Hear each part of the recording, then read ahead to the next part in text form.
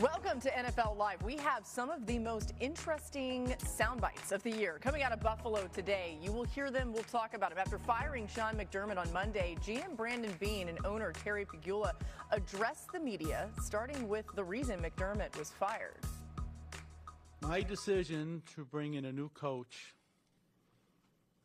was based on the results of our game in Denver. I did not fire a coach based on a bad officiating decision. If I can take you into that locker room, I felt like we hit the proverbial playoff wall year after year. 13 seconds, missed field goals, the catch. So I just sensed in that locker room, like, where do we go from here? I want to take you in the locker room after that game. I looked around. First thing I noticed was our quarterback with his head down, crying. I looked at all the other players. I looked at their faces and our coaches. I walked over to Josh. He didn't even acknowledge I was there. First thing I said to him, I said, "That was a catch." We all know what I'm talking about. He didn't acknowledge me. He just sat there sobbing. He was listless. He had given everything he had to try to win that game. And looking around, so did all the other players on the team. I saw the pain in Josh's face at his presser, and I felt his pain. I know we can do better, and I know we will get better. I mean, wow, is really the only way you can react to a lot of this. There's more coming, by the way, as we welcome you to the show. We got Field and Dan here, Jeff Darlington with us as well. Dan, I'll start with you. Does Pegula's reason for firing McDermott that he just outlined there make sense to you? There were moments in the press conference that I want to say yes, but I do think there's a lot of the moments where I walk away and say that was a disaster. A disaster. I think, one, Sean McDermott deserved better. I think, two, it sounded, and Mr. Pegula said this, that like they lost the game and that's what made the decision. And he kind of throughout the press conference pointed to other moments, but like we're holding hostage the future of the football team on a play because they lose the game on a play. Whatever play you want to point to, that being the reason they lose the game. And so it's a disastrous situation when the owner implies for a moment that they decided to fire the head coach, a great one, because they lost that game rather than the culmination. And again, I think he goes into that over the course of the press conference, the culmination of years on years on years. I think that's justified. But to sit there at one point and say, well, because we lost that game, whew, that's a lot. That's heavy. Yeah, tough day all the way around for the Bills organization. I think, embarrassing at times? Yeah, disastrous. Disastrous at times. Yeah. I think that's a fair way of categorizing it. I think the way that this press conference should have unfolded is as follows. The Bills should have gone up there. I think it should have been just Brandon Beane, by the way, the general manager. And I think he should have gone up there. I think he should have said, we thank Sean McDermott for his immense and incredible contributions. He was an outstanding head coach for a very long time in Buffalo. I have a difficult decision to make. I made it. We are hopeful that we can achieve our ultimate goal of winning the Super Bowl going forward with the new head coach. We understand there's work to do, not just to find a head coach, but also to find some reinforcements from this roster to take it to the next level. And instead, this was a disaster. It felt like Terry Pegula made this it's not Brandon Beane's fault. It is instead the Sean McDermott fault. And I just feel like Sean McDermott, who for all of the years, listen, was he perfect? No head coach is. Became a scapegoat in this, though. The guy who's had a ton of success and is universally respected around the NFL. I can't think of a moment, and perhaps I've just forgotten one today, where Sean McDermott did something to harm the image of the Buffalo Bills publicly and the city of Buffalo, the fans of Buffalo. I think by all accounts, Sean McDermott was a guy who did ride for Buffalo throughout the entirety of his tenure. This is a tough decision. There's no two ways about it. But it could have been handled with so much more grace. In class. You're kind of kicking a guy out. Would you've already done by firing him. Now you're kicking him once he has already been moved out the door. I thought it was just a real fumble in a lot of ways by the Bills today. Field, I think the way you're outlining it is that there's one of two strategies the team could have taken when they approached this. They could be emotional or they could be strategic. What you suggested was much more strategic. It felt like they were preying instead on the emotions of a fan base to try to justify this decision. The reason this matters is not because whether they passed or failed the press conference. The reason any of this matters is how does this set into motion their actions moving forward? Will they make an emotional hire that seems to just be a pendulum swing that is the best way to possibly placate a fan base that desperately wants a Super Bowl, or will they be as strategic as possible? I've talked to a number of the candidates that are up for this job right now, and I actually made a joke to one of them and said, hey, go watch the press conference, and when you go into your interview, just agree with everything that Terry Pegula said. Like, just go in there and be like, yeah, and that line you said here was great because it felt too emotional. And I think that there maybe needs to be a little bit more strategy. And I do think Brandon Beane is smart enough, especially since he'll be heading that search. I think that will be the case. But what we saw from the owner certainly suggests that he's far more emotional in this moment. Yeah, and I would say two things because I think we all loved Baltimore's owner, Steve Bisciotti, and his candidness and truthfulness and openness and their press conference. Yeah. So there's part of me that does enjoy the reality of Mr. Pegula talking about 13 seconds and the missed field goal and all that. So I can appreciate like the honesty and him saying, I felt like we hit the playoff wall and I was in the locker room. So I do appreciate that. Yeah. And I agree with the class. There's a different way to describe it. But then also when you say, well, part of this was when I walk into the locker room and I see our quarterback crying. Now I feel Josh is going to have to carry a little bit of guilt of, well, if I didn't cry, then is McDermott fired? Or when he talks about the other players and the emotion that they have, do now the other players have to carry a little bit of the guilt of, well, if we had just walked in and handled ourselves differently in the locker room, maybe Coach McDermott would still be here? I just think, again, the messaging was a miss. Yeah, I mean, and listen, nobody faults those guys for the way that they responded to losing a heartbreaker of a game and knowing the chance that they had potentially get to the Super Bowl in this particular group of teams. I mean, there's just so many things, right? The what-ifs could go on, but this is where I think it got a little hairy. There's more. A reporter was in the middle of asking Brandon Beane about drafting Keon Coleman when Pegula jumped in. Listen to this. Yeah, can I interrupt? I'll address the Keon situation. The coaching staff pushed to draft Keon. I'm not saying Brandon wouldn't have drafted him, but he wasn't his next choice. That was Brandon being a team player and taking advice of his coaching staff who felt strongly about the player. He's taken, for some reason, heat over it and not saying a word about it, but I'm here to tell you the true story. No, he was my pick. I made the pick. Terry's point was that we might have had it in a different order of personnel versus coaching, and I went that way. But ultimately, I'm not turning a pick for a player that I don't think we can succeed with. So don't misunderstand that. I mean, guys, just in case anybody isn't clear on this, Keon Coleman is still on the team for now. So this He's is got a touchdown Sunday. Yeah, this is wild to me. Field, what do you make of all this on Coleman? This was where it kicked into overdrive because this is when it became the blame game, right? Hey, the coaching is the reason why we have not reached the heights that we think we should have reached by this point already. And one of the biggest roster flaws right now for Buffalo is, of course, the lack of a difference-making wide receiver. Well, the biggest investment they've made in the draft recently is Keon Coleman. And not only did Terry Pegula sort of once again kind of kick Sean McDermott and the entire coaching staff when they were already down, but he put his GM in a really bad spot there, right? It makes Brandon Beane all of a sudden, it sort of undercuts him a little bit. He's like, no, it was actually me. Yeah, and Brandon, I thought, did a nice save. And I thought that Brandon Beane today handled some difficult circumstances pretty well. I think Terry Pegula was probably the one that caused the most reaction emotionally from people today. It also puts a player still on your roster. And let's all be honest, is there a likely long-term future for Keon Coleman in Buffalo? Probably not. Right.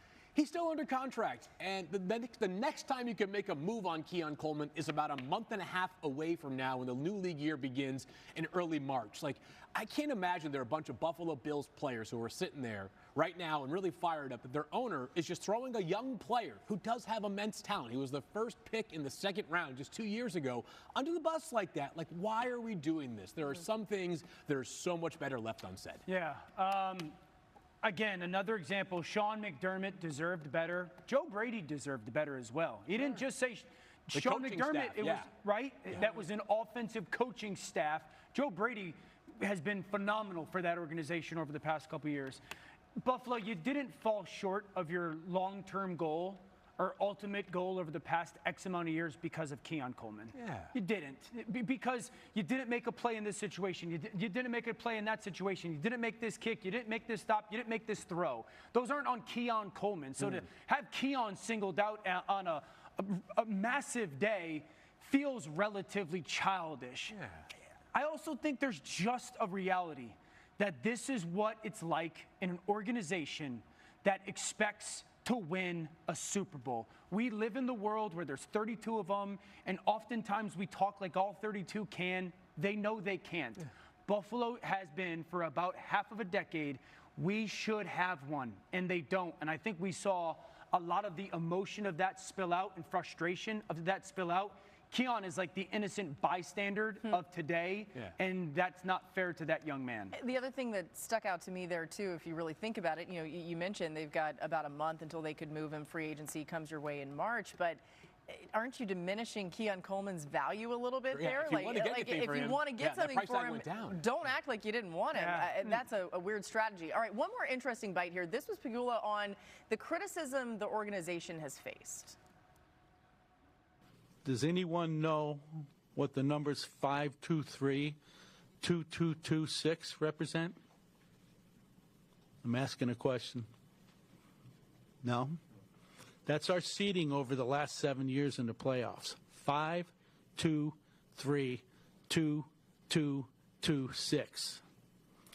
An organization doesn't carry that kind of record without being a great organization and without having great players.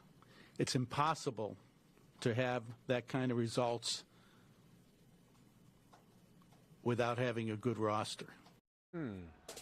Okay, so looking forward to the Bills coaching search. Adam Schefter reporting the Bills plan to interview Commanders Anthony Lynn, Jaguars Grant Udinski, Dolphins Anthony Weaver, Joe Brady, of course, who's on their staff, and Brian Dable for their head coach vacancy. They're also likely to interview candidates from teams playing this weekend, of course, so there's some good candidates in that pool. Jeff, you mentioned you've been talking to some of these guys. Where does the Bills head coaching search go from here?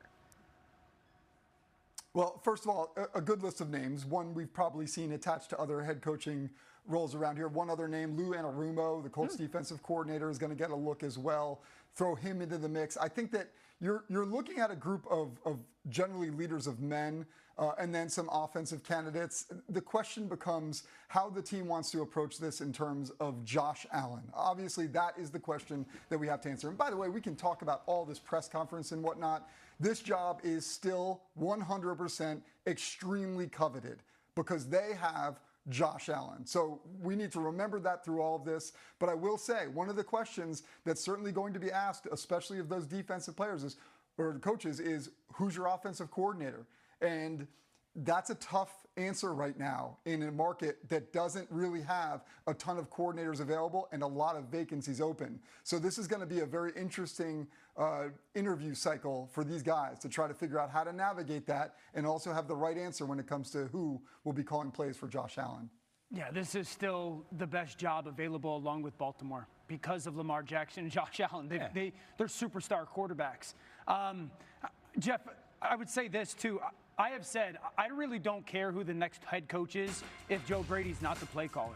I think Joe Brady needs to be the play. Now, if you're Buffalo and you want to hire Joe Brady as the head coach so he continues to be impactful in that world and Brian Dable becomes your offensive coordinator, I'm all good with that. I think in the moment when we were all watching that press conference, it was fair with the emotion to say, whew, this seems like a place that wasn't as attractive as it was before this press conference started. I think after you let the emotion of it settle and some of the moments where you're head scratching the comments that come from the owner, you sit there and still go, this is a good football team. There's a lot of truth to what Mr. Pegula says when it comes to their seating. I would argue you can't have that without good coaching as well. So That part was conveniently left out. Yeah, you can't be that seeding without good talent, but you then also can't do it without good coaching. Yeah. But I still think Baltimore and Buffalo are two of the best, if not the best options because of the quarterbacks. And Dan, I know we're talking about the Bills and who could be a good fit for their job going forward and whether this job is any less appealing than it was a day ago. I'm in line with you guys. No, it's a great job, obviously. What was the conversation we had the day after the Steve Bisciotti and Eric DeCosta press conference in Baltimore? It was how entertaining Steve Bisciotti was. There was no, man, they really kicked Harbs, after he'd been fired by the franchise. I'm so surprised that the outcome of today's press conference is this. I know it wouldn't have been easy, to go up there if you're Brandon Beane and take a bunch of arrows for 45 minutes about how the roster has some issues and you got to get better in certain key spots that you have candidly not been good enough at over the past few years. But he knows what he signed up for. That's being the GM, and the sting of that probably goes away within a couple days. And when he addresses reporters at the Combine next month, it's, what do you think of the draft class, Brandon? What are you going to do with your franchise tag? Any roster decisions you want to update us on? Instead, we're talking about this, and that to me is a self-inflicted wound. So unavoidable, so unnecessary after a great run with Sean McDermott. It's a good point. Brandon Beane's also very savvy. He would have handled that, I think, pretty well. If he's by himself, I think he goes differently. Right. One thing that is actually lost in some of this drama, you guys, did you notice this? Some actual news on Josh Allen. Beane telling reporters that his quarterback might need a procedure on his foot. If he does, he should be ready for OTA. On Brandon Ayuk, his future in San Francisco. I think it's safe to say that he's played his last snap with the Niners. It's unfortunate, situation that just went awry, and I will look long and hard at what could have been done differently, but sometimes it just doesn't work out, and I think that this was a case where that happened. Man, okay, by the way, Ayuk has not played a snap for the Niners since week 7 of the 2024 season when he tore his ACL and MCL. Phil, not surprising, right, based on the way this thing had been going, but what do you think comes next for Ayuk? Well, so I'm assuming, I shouldn't say I assume, the Niners could trade Brandon Ayuk because he's still under contract, but if he becomes a free agent, let's just do a little bit of obvious dot connecting. A former 49ers executive, Adam Peters, now works as the GM in Washington, D.C., quarterback there at last check. Jaden Daniels began his college career at Arizona State with Brandon Ayuk. Dot connecting right there for you. That to me would be an obvious potential landing spot for Ayuk if he does become a free agent. And that team certainly needs some wide receiver help and to get younger this offseason, Dan. Yeah, I think the first step for any team is why did it go the way it went in San Francisco? Indifferent of the ACL injury, because there were rumors that it wasn't great beforehand and obviously not great afterwards. I agree with Washington. If New England doesn't make a run for a player like an A.J. Brown, I could see that. If the Pittsburgh Steelers don't make a run for a player like A.J. Brown, I could see that. Tennessee as well with the young quarterback. So I think teams that have young, cheap quarterbacks certainly have to at least do their homework on Ayuk. Yeah, reminder, too, I mean, it's been a long time since he's played, but no indication that he couldn't still go out there and do what he's done before. All right, let's get to another interesting coaching story. Former Dolphins coach Mike McDaniel has a new team. Jeff, what can you tell us there?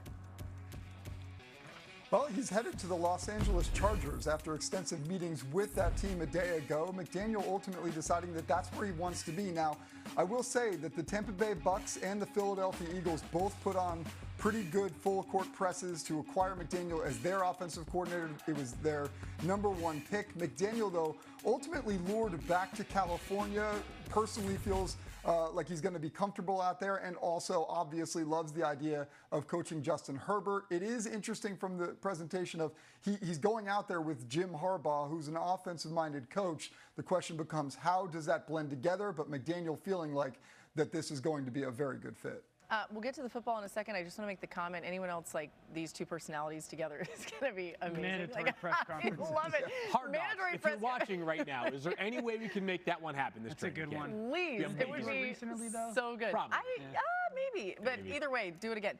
Dan, Justin Herbert, he was under pressure the entire season, right? He was just under duress. Can McDaniel come in and help in that way? They do get Joe Alt back, and the run game, I'm sure, I think helps. this is as good of a decision, both-sided. that we've had so far in the NFL offseason, proverbial offseason. I think it's the best move for Mike McDaniel to set himself up for the next head coaching job that I feel he's likely to get, and I think it's the best position for an offensive coordinator to go to. This is going to be a very good offensive line if they're healthy. This is an organization in LA with a head coach, and philosophically, they want to run the football. They want to be a downhill run the football team and protect your quarterback. That's Mike McDaniel's strength.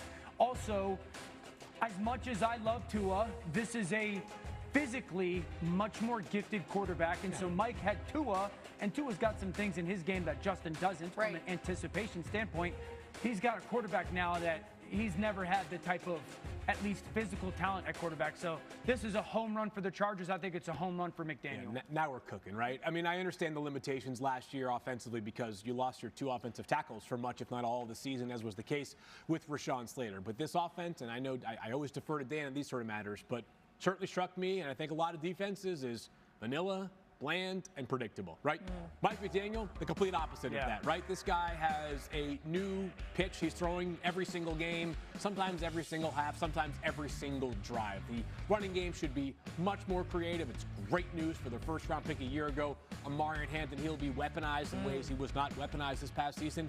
And I got to be honest with you, I always find it a little bit refreshing during these coaching and GM hiring cycles where the person who's making the hire, in this case Jim Harbaugh, brings aboard somebody he's got no attachment to previously, at least to my knowledge, and Jeff can correct me if I'm wrong there, but at least based off where they have coached previously and when they were there, this is somebody who went through a thorough, honest process and just said, I'm going to hire the best person. And Mike McDaniel is the best candidate. I thought he was the best, most qualified offensive coordinator candidate on the market this offseason. You know, I'm a sicko, and I was watching back our Monday Night Football game, the Chargers against the Eagles, earlier today. That was the day that Justin Herbert was playing with a broken hand that had just recently had surgery on it. And you just watch him, and you're like, God, get this guy some help. Like, he is so talented. They do have some great playmakers on that team. I'm excited to see how this one comes together. They got to stay healthy. True, And right. if they do. Laura is a sicko, by the way. I am. Were you watching the Seattle to face the Seahawks for the 3rd time this season? Let's hear from both sides. They are excellent defensively, and so we know we have tremendous respect for this group. We know what it's going to take, and, you know, those games, you know, you use them as inventory, like what Gerard was just asking, but every single play and every single game is its unique own entity, and, you know, we got to be able to handle that accordingly. All right, I lied. It was just Sean McVay, but he's very entertaining. Dan, how can the Rams offense attack this Seahawks defense? Well, I think we've talked about this Rams offense in 13 personnel, 1 back, 3 tight end.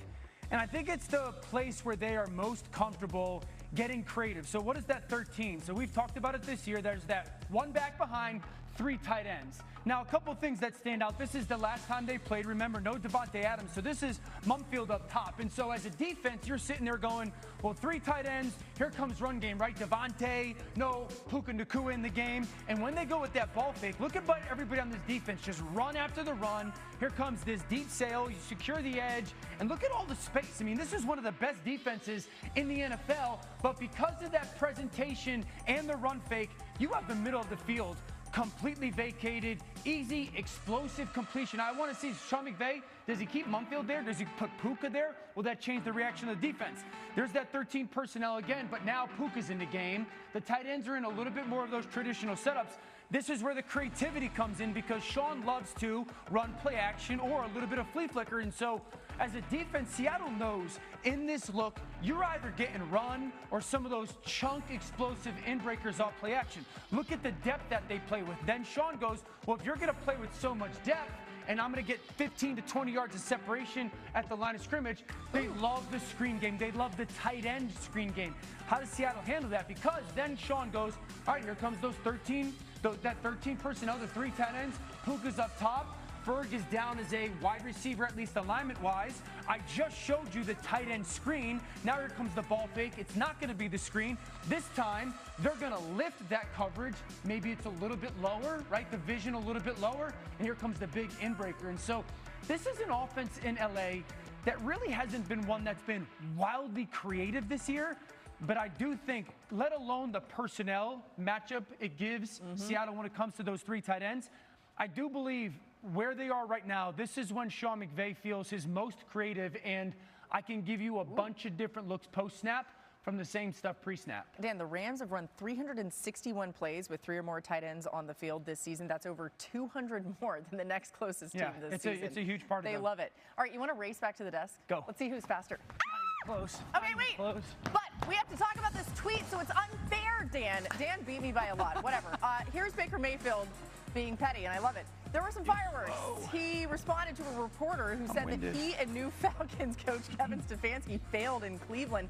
Failed, quote, is quite the reach, pal. Still waiting on a text call from him after I got shipped off like a piece of garbage. Can't wait to see you twice a year, coach. It's worth noting that it wasn't actually Kevin Stefanski that said that, but either way, Jeff, you have covered Baker for years in Tampa. What did you think of his comment? First of all, he's never called me pal, thank God, because I think I would cry. Because being called pal is that just hurts. Listen, this is classic Baker Mayfield. I remember talking to somebody at the Bucks building when things were going well, and I was like, man, everybody must be in a good mood. He's like, oh no, when things are going well, that's when Baker comes in and just completely manufactures something to be pissed off about. Like it'll be just ridiculous and minuscule, and he'll find a way to be upset. This, on the other hand, does feel big to him. And by the way, it's awesome that they do, in fact, play twice a year. He has already made it clear how he feels about the Carolina Panthers for throwing him out like trash. And now we have another team in the division. So if nothing else, I would say that I'm here for it. And I would guess that you guys are too. Oh, we are.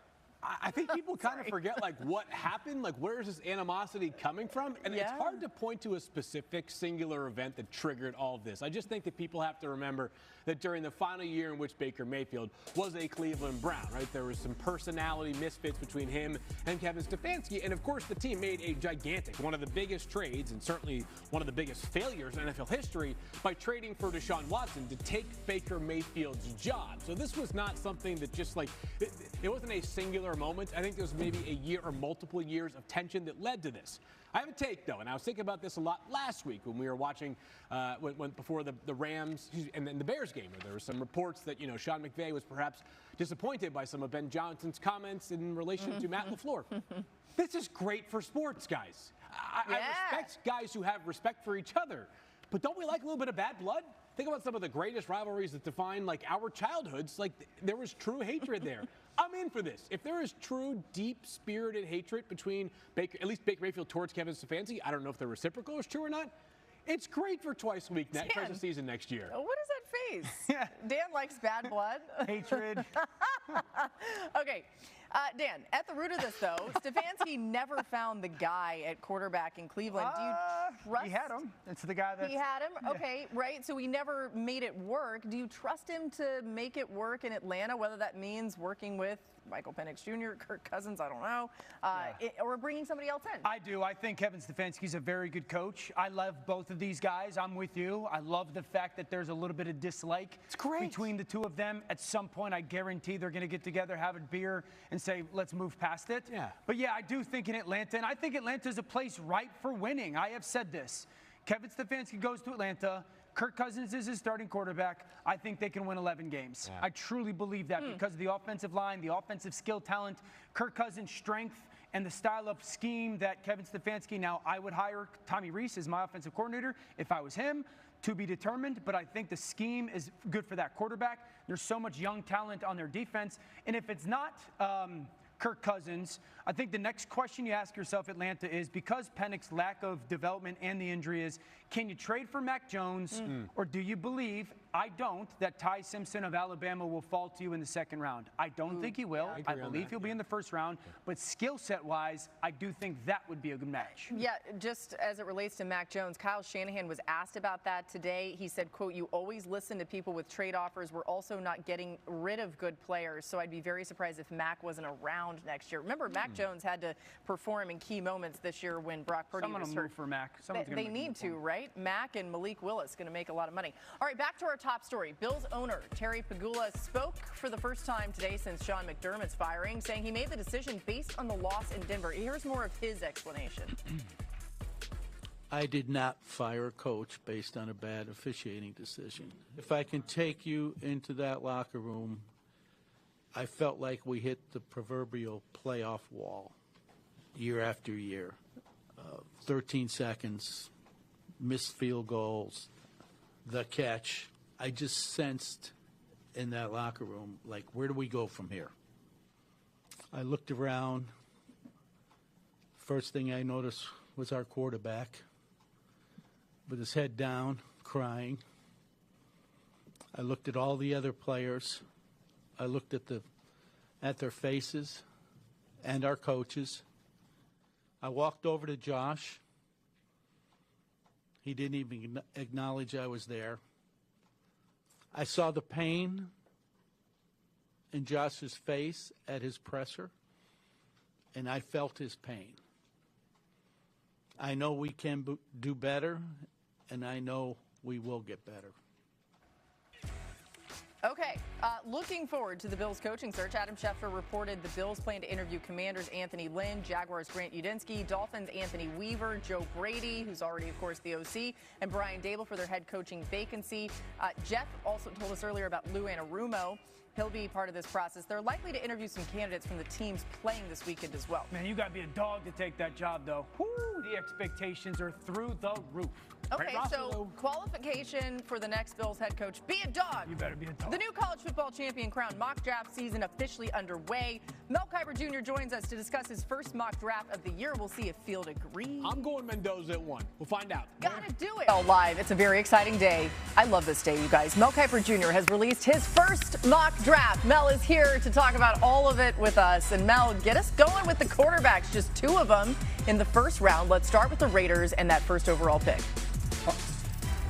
Aren't the Raiders thrilled to be picking first and get Fernando Mendoza? Well, you're in that division in the AFC with all these great quarterbacks. Mendoza, talking about nailing the process of the draft in terms of your final year, week after week, getting it done. And over the 4 games down the stretch, the 4 biggest games of the year, 10 touchdowns, 1 pick. That's 9 passing, 1 rushing, 74% completion percentage. You see the athleticism there, which surprised some people. Didn't if you watched them all year. A fierce competitor. He's going to bring so much positivity to that organization. Ty Simpson to the Jets.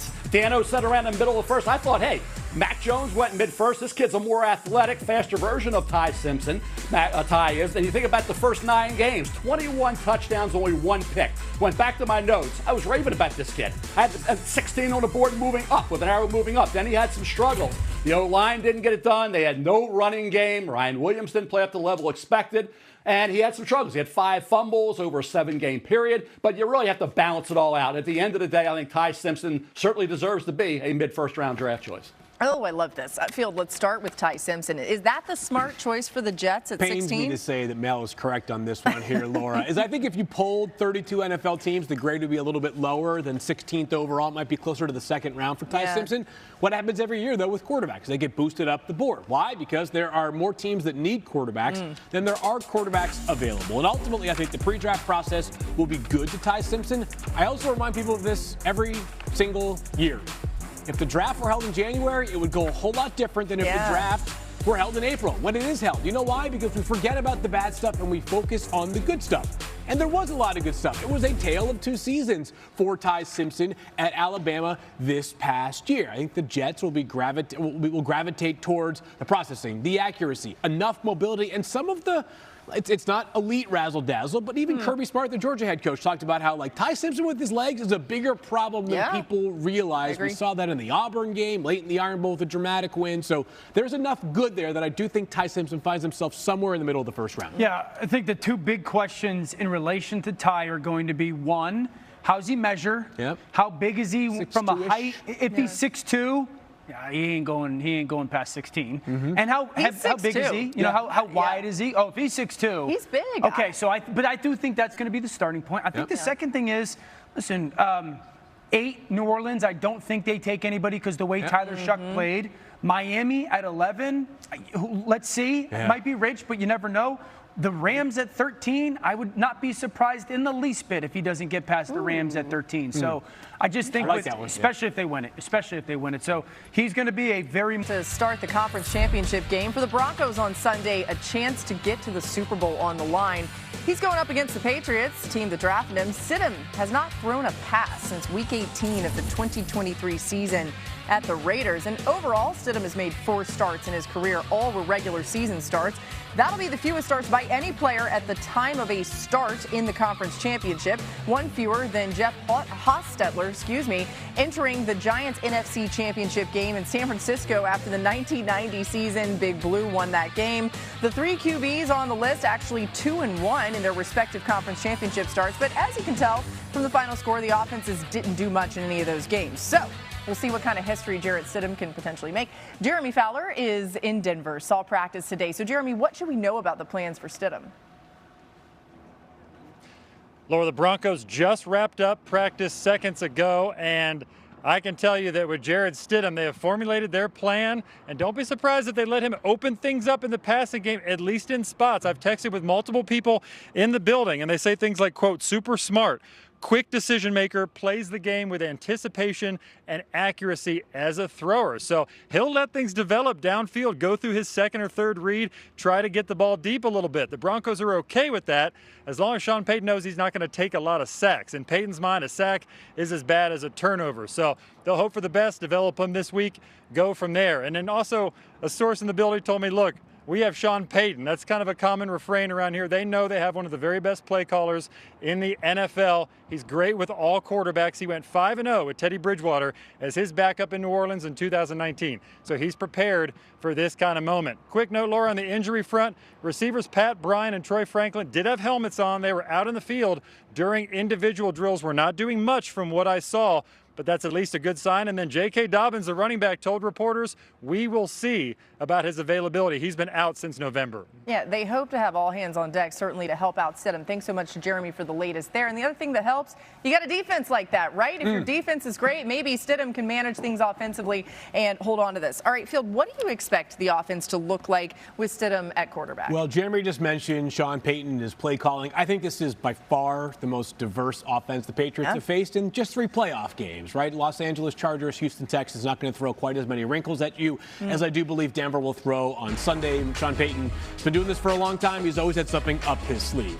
Jarrett Stidham has not played a game of consequence in a couple of years. What we do know about Stidham is he's got an absolute rocket. He's unafraid to try to throw it into some tight windows there. He's got a lot of confidence as well. And we can do a little bit of following the money here with Denver, too, right? I mean, Sean Payton gets the job. Who's one of the first players he brings to Denver with him? Jarrett Stidham. This past offseason, Jarrett Stidham had some interest from a bunch of teams. Where does he end up staying? In Denver. 2-year, $12 million contract, right? So the Broncos, they weren't planning for Bo Nix to break his ankle in the second-to-last play of the AFC divisional round game, but they did know, Dan, that if something happens to Bo Nix, this guy, Jarrett Stidham, is somebody we feel confident can keep things afloat here. Yeah, so obviously I know what it's like to be a backup quarterback. Maybe a backup, Shady. I think if you're Jarrett Stidham, your mindset's got to be, I'm not supposed to be the person to win this game. No. I've got a top 5 defense in the NFL. I'm going to let them win the game. Yeah. I've got a coach that is a Super Bowl champion and one of the best offensive minds that we have in football.